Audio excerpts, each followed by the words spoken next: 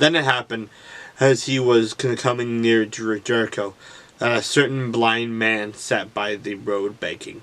And hearing a multitude passing by, he asked what it meant. So they told him that Jesus of Nazareth was passing by, and he cried out, saying, Jesus, Son of David, have mercy on me. Then those who went before warned him that he should be quiet, and he cried out all the more, Son of David, have mercy on me. So Jesus stood still and commanded him to be brought to him. And when he had come near, he asked him, saying, what do you want me to do for you? He said, Lord, that I may receive my sight. Then Jesus said to him, receive your sight. Your faith has made you well. And immediately he received his sight and followed him, glorifying God. And all the people, when they saw it, gave praise to God.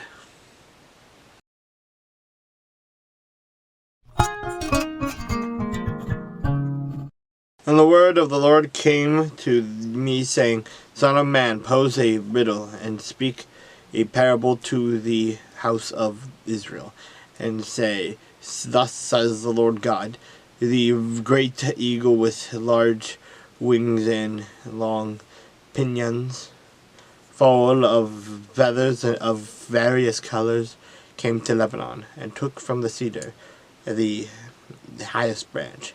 He cropped off its topmost young twig and carried it to a land of trade. He set it in a city of merchants. Then he took some of the seed of the land and planted it in a fertile field. He placed it by abundant waters and set it like a willow tree. And it grew and became a spreading vine of low stature. Its branches turned toward him, and its roots were under it. So it became a vine, brought forth branches, and put forth shoots. And there was another great eagle, with large wings and many feathers. And behold, this vine bent its roots toward him, and stretched its branches toward him. From the garden terrace where it had been planted, that he might water it.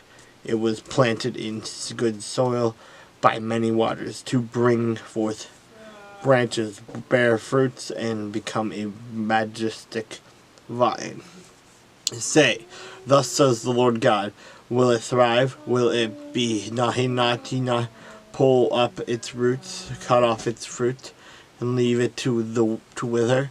All of its spring leaves will wither, and no great power or many people will be needed to pluck it up like by its roots.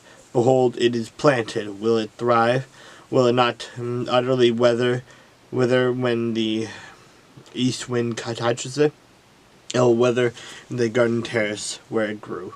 Moreover, the word of the Lord came to me, saying, say now to the rebellious house, do you not know what these things mean?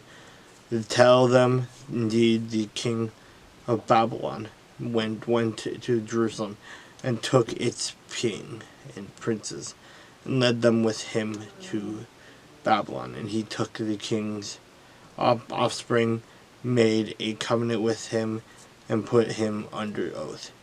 He also took away the mighty of the land, and the kingdom might be brought low, and not lift itself up, but that by keeping his covenant it might stand.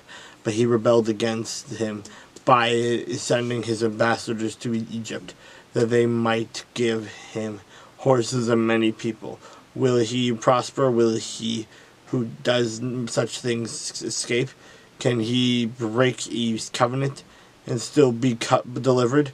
As I live, says the Lord God, surely in the place where the king dwells, who made him king, though whose oath is despised, and whose covenant he broke with him in the midst of Babylon, he shall die. Nor will Pharaoh with his mighty army and great company do anything in the war. That when they heap up a siege mound and build a wall to cut off many persons, since he despised the oath by breaking the covenant, and in fact gave his hand and still did all these things, he shall not escape.